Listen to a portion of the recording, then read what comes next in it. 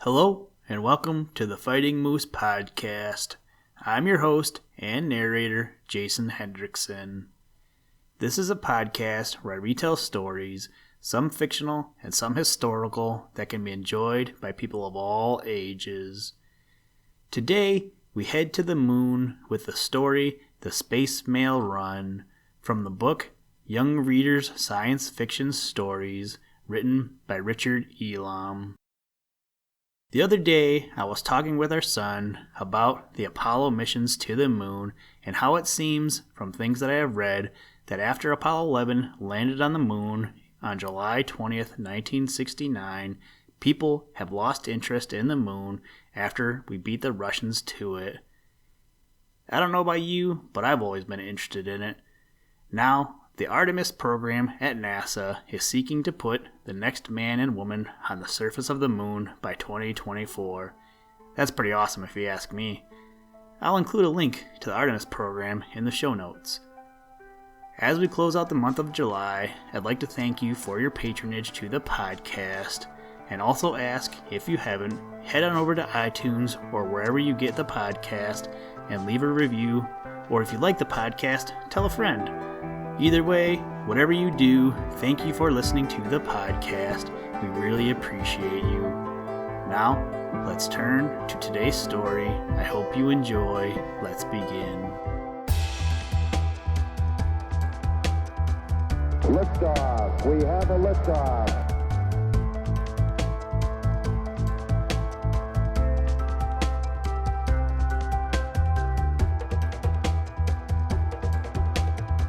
Choose to go to the moon in this decade and do the other things, not because they are easy, but because they are hard.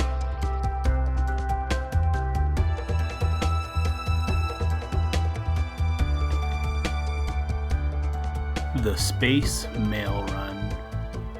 The way he felt now, Jerry Welsh was almost sorry he had left Earth. The moonship landing seemed to be crushing the very life out of him, although he lay flat on a couch to ease the strain. Jerry turned his head toward his father, who was strapped down like himself and suffering too. The craft was under its own control, for no human could withstand the rocket's present speed and still be able to steer in for a landing.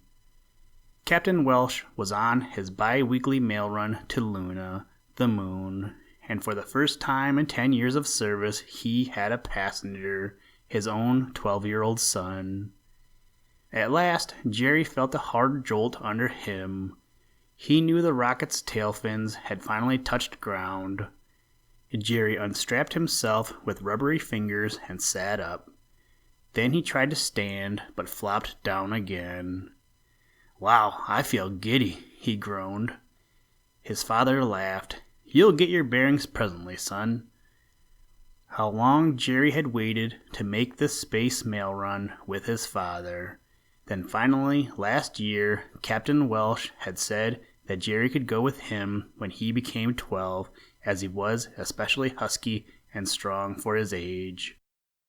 But now that the great moment had come at last, Jerry wasn't sure he was enjoying it as he had expected, for he had found space so vast, so dark, and so frightening.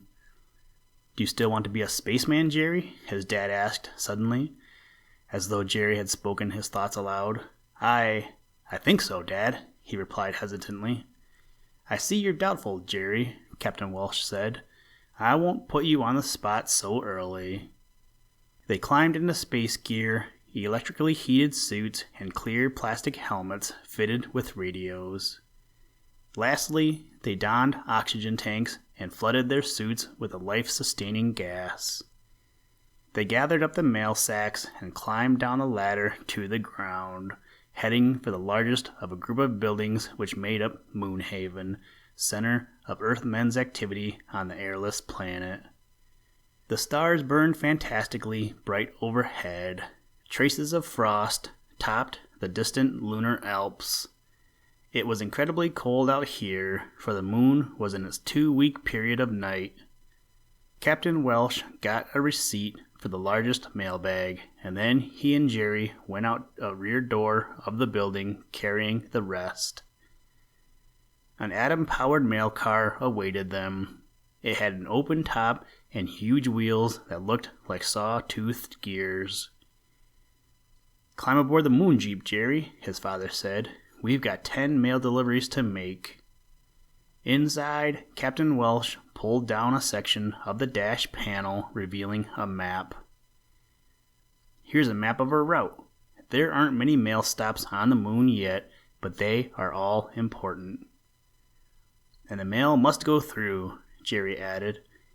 Captain Welsh nodded soberly. "That's the first law, Jerry." As they moved off, Jerry saw the big, friendly globe of Earth hanging like a green jewel halfway up the jet-black sky. He wondered what his mother and baby sister were doing this moment 250,000 miles away. Captain Welsh showed Jerry how to run the Jeep. Jerry found this easy, for he had already had a course in mechanics in preparation for his future career as a spaceman.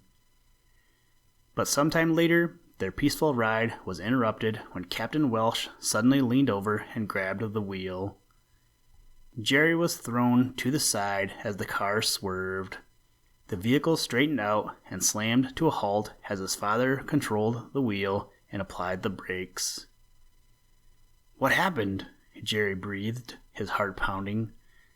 His father pointed behind them. "Look." Jerry turned and saw the edge of a treacherous ditch running right across the roadway where they would have passed over. The gorge was several feet wide. "I didn't even see it," Jerry murmured, sick with fear at what might have happened. This wasn't the first time he'd been shaken on this journey. It made him wonder, as he had once before, if he had what it took to be a spaceman, or if this adventure would make him decide never to leave the atmosphere of Earth again. "Scared?" his father asked. Jerry nodded. "Don't worry, I was too for a moment." "You were?" Jerry asked with surprise. "Fear was given to man so he could save himself from danger, Jerry," Captain Welsh said. "Don't be ashamed of it.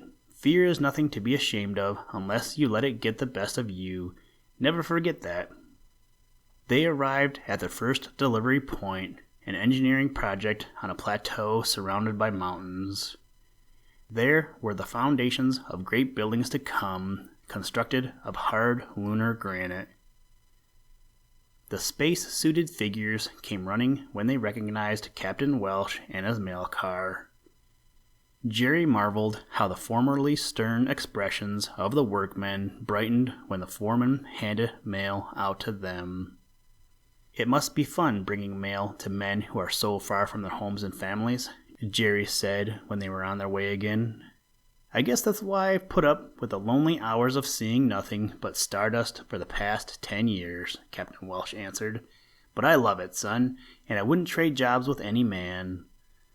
The next delivery site was a cavern where men were prospecting for uranium. They too were overjoyed at receiving messages from home. The Jeep rolled on from there to a huge plane which was being prepared for a future spaceport. Captain Welsh and his helper dropped off another mail sack and then were on their way again. Some hours later, all but 2 deliveries had been made. "Next stop is the Astronomy Observatory," Captain Welsh told Jerry. They crawled over sandy hills that taxed the gripping power of their spiked wheels, wound in and out of towering buttresses of black basalt, and bored through natural tunnels like a pair of human moles.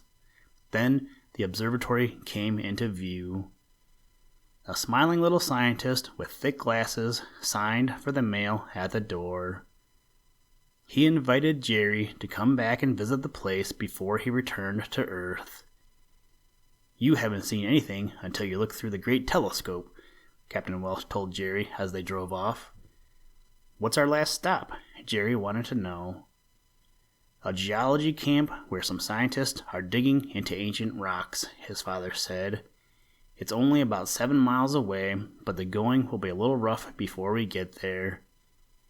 It's a good thing it's our last stop, because we don't have any too much oxygen left in our shoulder tanks. I usually don't take this long on a mail run.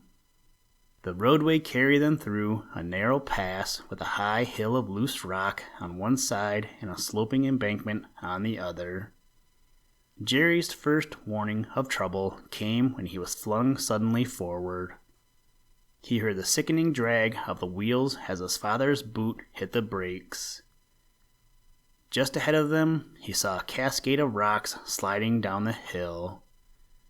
The next moment, Jerry felt an even harder blow as the Jeep was grazed by one of the large boulders. The small car was swept out of the roadway like a toy and rammed against a pillar at the cliff edge. Jerry screamed in fear as he felt himself being thrown out of the car. He struck the ground hard and began rolling head over heels down the precipice. When the numbing shock of his fall had worn off, Jerry climbed dazedly to his feet and looked up the slope down which he had been thrown. "Dad!" he cried. He slipped and scrambled up the incline in reckless haste. He found Captain Welsh sprawled unconscious just below the upper brink of the precipice. Jerry knelt and looked into his face through the clear plastic helmet. His father's eyes were closed, and there was an ugly bruise on his forehead where it must have struck the helmet in his fall. "What am I going to do?" Jerry groaned aloud. He himself would have to make the decisions and carry them through if the two of them were to survive. It was a shocking thought. Then it came to him what his father had said about fear. A person need never be ashamed of fear so long as it was not permitted to get the upper hand. Jerry pulled his father up onto the roadway and tried to bring him around, but without result. Jerry examined the Jeep.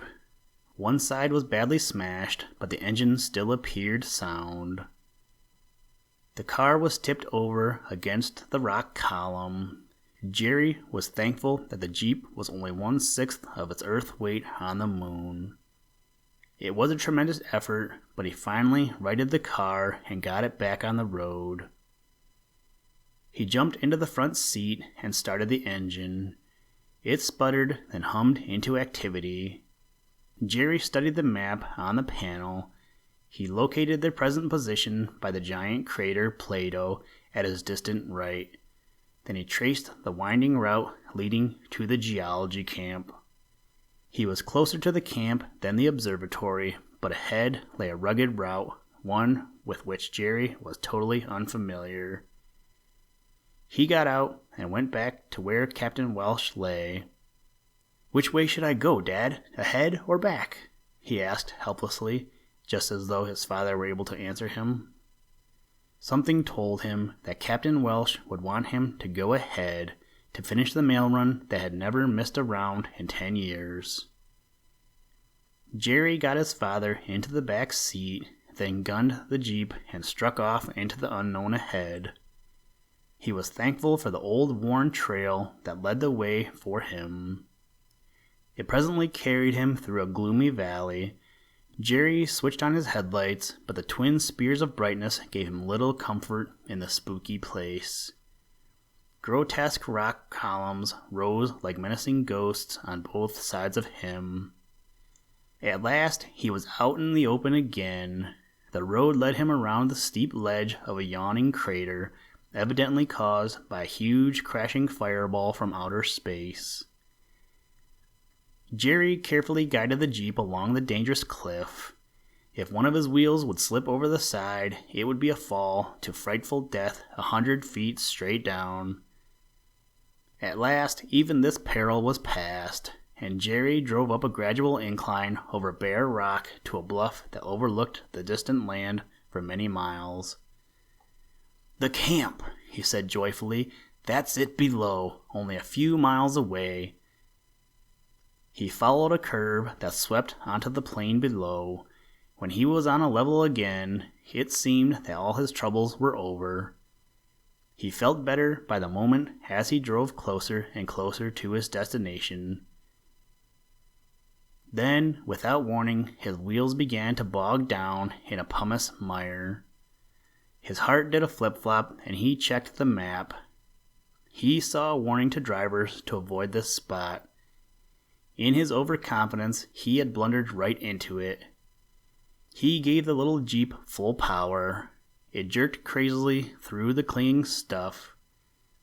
Over to the right, the pumice seemed to thin out, and farther over he could see the roadway he should have taken. He swung his wheels to the right, and the Jeep lurched through the gray sand, using up a lot of power, but making little progress. For minutes on end, Jerry gave the Jeep all it had, and he could hear its engine laboring tiredly. Suddenly, the motor died. Jerry tried to start it again, but could not. He checked his temperature gauge. The engine was extremely hot from the continual use of top power. From his mechanical school course, Jerry realized the rotors had frozen and that it wouldn't run again until they had cooled off. As he waited impatiently for the engine to cool, a warning voice in his mind was saying, "Your oxygen is getting lower by the second. If the Jeep doesn't get out of here within the next 15 minutes, you and your dad will never make it." Jerry shook off the terrible thoughts. He stamped his feet to warm them. The electric circuit in his suit seemed to be breaking down. If it collapsed completely, he would be frozen instantly by the lunar cold. Jerry massaged his dad's hands and legs in case his suit too was getting colder. He worked steadily until his hands ached, then he checked the gauge again.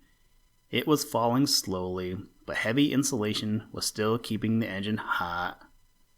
At last, Jerry decided he should not wait any longer. With a prayer on his lips, he pressed the starter button. The engine rumbled sluggishly, coughed, then quickened to full strength. He jammed the fuel pedal hard and tried to guide the Jeep's swirling, spinning motion through the lunar sand. Slowly, the little car pulled itself like a weary swimmer toward the firm bank. Finally, the wheels found good traction and the Jeep lurched into the roadway. Jerry heaved a tremendous sigh and sped down the path toward the geology camp. Less than an hour later, Jerry was being permitted into the room of one of the huts where his father had been carried for examination by the camp physician. Jerry had been told that his father had suffered a slight concussion, but that he would be all right. Captain Welsh smiled from his cot as Jerry walked in. "Hi, spaceman," his father greeted. "The doctor says the men here were mighty happy to get their mail on time." "I'm glad it came on here then, instead of going back to the observatory," Jerry murmured. "You did the job in the best tradition of the Space Mail Service, Jerry," Captain Welsh said, smiling proudly. "If I had any doubts that you'd be able to follow me someday, son, they're gone now." Jerry nodded happily. A few doubts had been removed from his own mind in the past hour.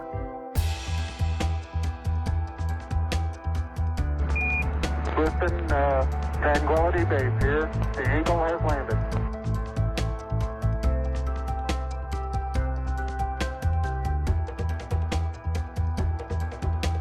That's one small step for man, one giant leap for mankind.